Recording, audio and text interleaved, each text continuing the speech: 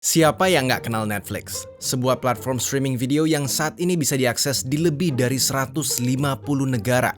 Bahkan sekarang, Netflix bukan lagi sekedar platform streaming, tapi juga produser film dan serial TV yang produk-produknya kita kenal dengan nama Netflix Originals. Sejarah Netflix ini menarik. Kita bisa ambil pelajaran bisnis, terutama untuk ambil keputusan dari perjalanan Netflix ini.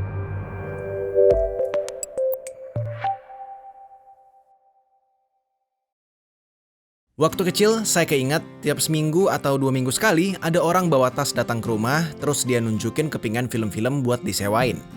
Saya nyebut kepingan film ini waktu itu sebagai Laserdisc. Belum ada DVD waktu itu. Bentuknya mirip kayak DVD, tapi ukurannya jauh lebih besar. Nah, nanti film apa yang kira-kira kita sukain, kita tinggal pinjem dan bayar deh ke bapaknya. Seminggu atau 2 minggu lagi, nanti bapaknya datang buat ambil sambil nawarin film baru lainnya. Percaya nggak guys, apa yang dilakuin sama bapak ini merupakan cikal bakal adanya Netflix yang kita kenal sekarang. Bisnis Netflix itu awalnya cuma sebuah bisnis rental film. Nggak beda kayak bapak tadi. Bedanya paling yang direntalin udah berbentuk DVD aja, bukan Laserdisc lagi. Terus di tahun 1997, founder dari Netflix, Reed Hastings, kepikiran buat nyewain DVD lewat pos. Jadi, customer bisa pesen, terus DVD-nya dikirim lewat pos ke rumah. Lewat ide inilah, Netflix pertama kali bikin website, di mana orang yang mau rental bisa pesan lewat websitenya ini. Terakhir saya cek, kita masih bisa nyewa DVD lewat Netflix, tapi khusus di US aja. Nah, sewa DVD lewat pos ini ternyata dulu ada problem guys. Nggak beda kayak di Indo, ternyata di US juga kalau orang udah minjem, suka lupa balikin tuh. Netflix ngenain denda buat yang telat ngebalikin filmnya ini. Tapi, you know lah, gimana susahnya nagih denda itu. Sampai akhirnya Netflix ngerubah sistem sewanya pakai sistem langganan atau subscription. Orang yang langganan bisa akses semua film yang Netflix punya dan gak ada batas waktu kapan harus ngembaliinnya. Yang penting mereka bayar subscription-nya aja terus. Disinilah bisnis Netflix mulai booming. Bahkan di tahun 2003, subscriber berbayarnya ini sampai tembus 1 juta orang. Ngelihat keberhasilan Netflix, bisnis modelnya ini mulai ditiru. Orang-orang mulai buka bisnis rental DVD via pos yang mirip kayak Netflix. Kalau mau survive, Netflix harus buat terobosan baru. Di tahun 2007, Netflix akhirnya mulai ngadain jasa streaming DVD di websitenya. Jasa streaming ini banyak tantangannya ternyata. Yang udah pasti, Netflix kudu punya license buat nge-broadcast film-filmnya ini. License ini nggak murah, apalagi buat film-film baru. Gak heran, kalau di awal-awal video yang bisa di streaming ini terbatas banget. Film di Netflix paling cuma ada sekitar 1000 judul. Itu pun kebanyakan film tahun 90-an, nggak ada film baru. Subscriber Netflix juga dibatasin maksimal, cuma bisa streaming selama 6 jam.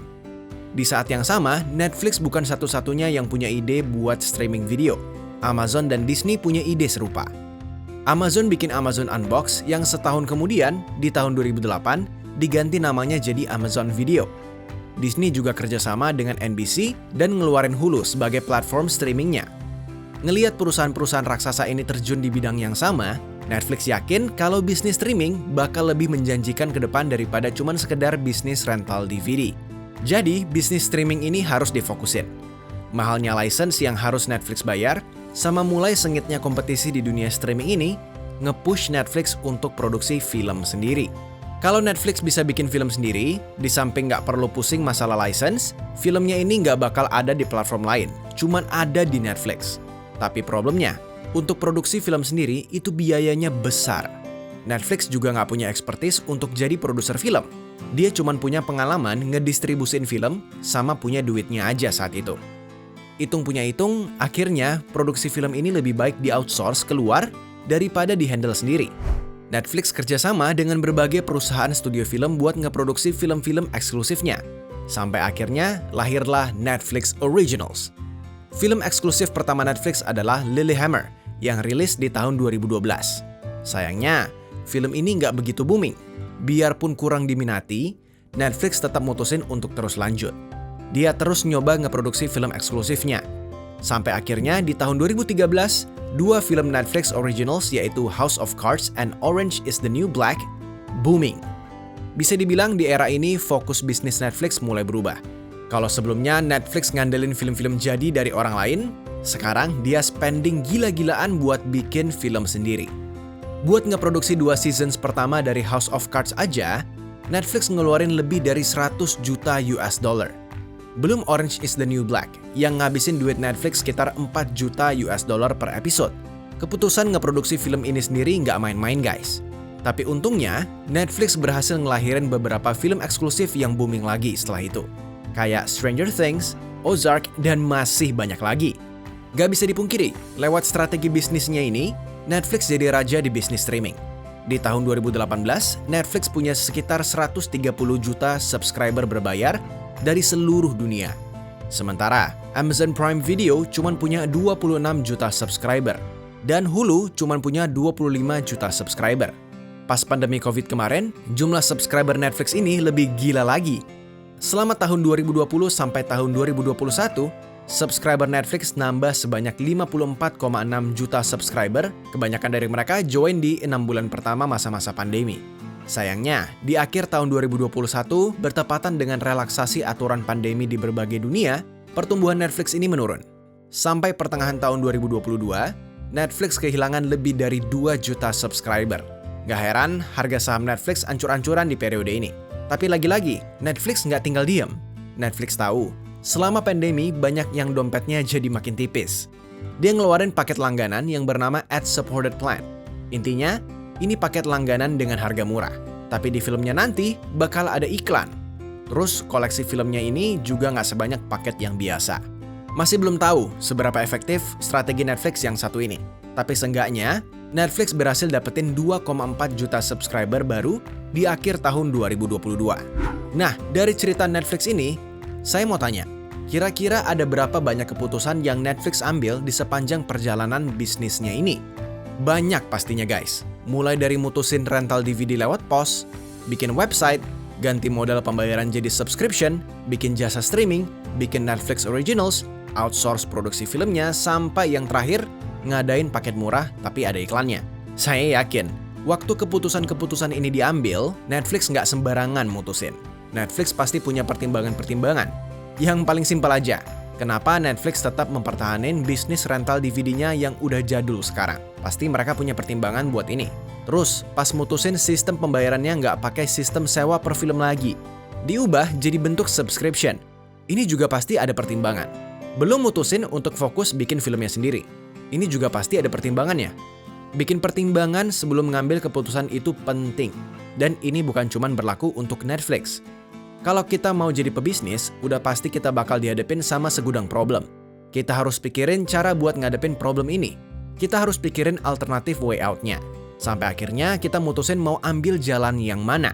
Nah, yang jadi persoalan, gimana ya bagusnya cara berpikir kita waktu ngadepin problem-problem ini? Apa yang harus kita pertimbangin buat mutusin pilihan-pilihan yang ada buat kita? Inilah yang mau saya bahas kali ini. Tapi sebelum kita mulai, saya mau ngucapin terima kasih sama jurusan akuntansi Universitas Kristen Maranatha yang udah sponsorin konten kita kali ini. Buat yang tertarik sama dunia bisnis dan lagi nyari-nyari kampus buat lanjutin studi kalian, gak salah deh kalau kalian milih jurusan akuntansi di kampus ini. Di Akuntansi Maranatha, mau dari kurikulumnya, tim dosennya, program-program kampusnya, semua difokusin buat ngebantu keberhasilan studi mahasiswanya. Kalau kalian mau benar-benar belajar, kalian bakal disupport abis pokoknya di kampus ini. Buat yang pengen tahu kurikulumnya kayak gimana, fasilitas dan program-programnya ada apa aja, termasuk jalur beasiswanya, bisa kalian lihat linknya di deskripsi di bawah ya. Nah sekarang, kalau kita dihadapin sama sebuah problem, atau harus mutusin sesuatu, kira-kira cara mikir kita harus gimana ya? Kita bisa latih cara berpikir kita. Pakai sistematika berpikir kayak gini guys. Yang pertama, kalian harus pikirin alternatif-alternatifnya dulu. Apa aja pilihan yang bisa kita ambil? Ini langkah pertama yang harus kita pikirin. Misalnya, sebelum Netflix mutusin ganti jadi model subscription, saya yakin ada banyak alternatif lain yang bisa Netflix ambil. Atau seenggak-enggaknya tetap pakai model pembayaran existing, di mana customer nyewa DVD per film. Itu juga pilihan buat Netflix. Kalau udah tahu pilihan-pilihannya ada apa aja, nah kita tentuin kriteria apa yang mau kita pakai buat analisa pilihan-pilihan ini. Kita harus pikirin cost dan benefit yang relevan dari pilihan-pilihan kita. Ini penting, banyak orang kesulitan ngambil keputusan gara-gara nggak bisa ngebedain mana cost dan benefit yang relevan buat dia, mana yang enggak. Relevan di sini maksudnya adalah cost dan benefit yang punya dampak atau berbeda di antara pilihan-pilihan kita. Setelah tahu pilihan dan kriterianya, step selanjutnya kita bisa analisa. Kita bisa bikin kalkulasi atau perhitungan dari perbedaan yang ada di alternatif-alternatif kita ini. Metode analisa dengan ngelihat perbedaan-perbedaan yang ada di pilihan-pilihan kita. Istilah kerennya disebut dengan differential analysis. Ada satu hal penting yang perlu kalian ingat waktu ngelakuin differential analysis ini, yaitu cost yang harus kalian pertimbangin adalah cost yang bakal muncul di masa depan, bukan cost yang udah kejadian. Karena kalau costnya udah kejadian, udah nggak bisa diapa-apain lagi. Mau kalian pilih pilihan yang mana, nggak akan ngaruh guys. Cost yang udah kejadian dan nggak berpengaruh apa-apa, ini istilah kerennya suka disebut dengan sunk cost. Terus, kalau kalian analisis, nanti kalian bakal ketemu dua jenis cost yang ngebedain. Yang pertama, cost yang bersifat sebagai tambahan cost yang ada di pilihan lain, atau istilah kerennya incremental cost. Sama satu lagi cost yang bisa ngilangin cost yang ada di pilihan lain, atau istilah kerennya avoidable cost. Incremental dan avoidable cost inilah yang relevan buat dipertimbangin di pilihan kita. Biar ada bayangan, saya kasih ilustrasi simple deh. Misalnya, anggap ada teman kalian yang ngajakin makan di luar. Ngajak makan di KFC deh misalnya. Terus kalian kudu mutusin mau ikut apa enggak. Kalau seandainya kalian nggak ikut, karena nyokap udah masak dan pengen makan di rumah aja misalnya, kita jadi nggak perlu keluar duit buat makan di KFC. Cost dari duit yang nggak jadi kita keluarin inilah yang disebut dengan avoidable cost. Cost ini jadi nggak muncul pas kita milih pilihan yang lain. Nah sekarang kalau kasusnya, anggap kalian tetap ikut ke KFC deh. Terus pas di sana kalian bingung, mau beli paket yang mana? Misalnya ada paket A, isinya satu nasi, satu ayam, satu minuman, katakan harganya Rp28.000. Terus ada paket B, seharga Rp31.000, yang isinya sama kayak paket A, cuman di paket ini ada tambahan kentangnya. Nah, kos kentang di paket B ini atau selisihnya sebesar 3.000 inilah yang disebut dengan incremental cost. Di kasus paket KFC ini, kos yang relevan cuman Rp3.000. Karena inilah kos yang ngebedain, sementara sisanya nggak berbeda. Biarpun sama-sama belum kejadian, mau pilih paket A atau paket B, kalian bakal tetap keluar Rp28.000 atau dengan kata lain, kos sebesar Rp28.000 ini nggak relevan buat kita pikirin. Jadi, nggak semua future cost itu bersifat relevan. Tapi yang namanya incremental dan avoidable cost udah pasti relevan. Yang terakhir, yang perlu kalian pertimbangin waktu mau buat keputusan. Lagi-lagi harus dipikirin ada opportunity cost yang harus dikorbanin atau enggak. Buat yang belum tahu apa itu opportunity cost, bisa lihat video yang ini ya. Nah, bagi yang belum kenal konsep relevant cost, pas mereka mau mutusin sesuatu, seringkali mereka ngelakuin perhitungan dengan ngelihat pilihan A, total cost-nya berapa, pilihan B, total cost-nya berapa. Terus yang paling nguntungin itu yang mereka ambil. Pendekatan seperti ini dikenal dengan nama total cost approach. Pendekatan ini nggak musingin mana cost yang berbeda, mana yang enggak. Dan kalau ngitungnya benar, hasilnya bakal sama dengan gunain pendekatan relevant cost. Misalnya di contoh paket KFC tadi. Kita bisa aja mikirnya kayak gini. Oh, kalau ambil paket A harganya Rp28.000. Rp28.000 ini dapat nasi, ayam, sama minuman. Tapi kalau ambil paket B, dapatnya nasi, ayam, minuman, sama kentang. Tapi jatuhnya lebih mahal dikit, jatuhnya Rp31.000. Nah, cara mikir kayak gini ngelihat secara keseluruhan, secara total, nggak musingin cost mana yang ngebedain atau relevan. Bandingin sama cara pikir pakai relevant cost kayak tadi, yang langsung ngelihat apa yang ngebedain, yang nggak berbeda kita abaikan. Terlepas pendekatan apa yang mau kita gunain, sebenarnya selama ngitungnya benar, perbedaannya bakal sama. Atau kalau kasus ini, beda cost-nya sama-sama sebesar Rp3.000. Kalau hasilnya sama, terus buat apa dong capek-capek mikirin pakai relevant cost? Gini guys, biarpun hasilnya sama, tapi ada dua hal yang ngebedain.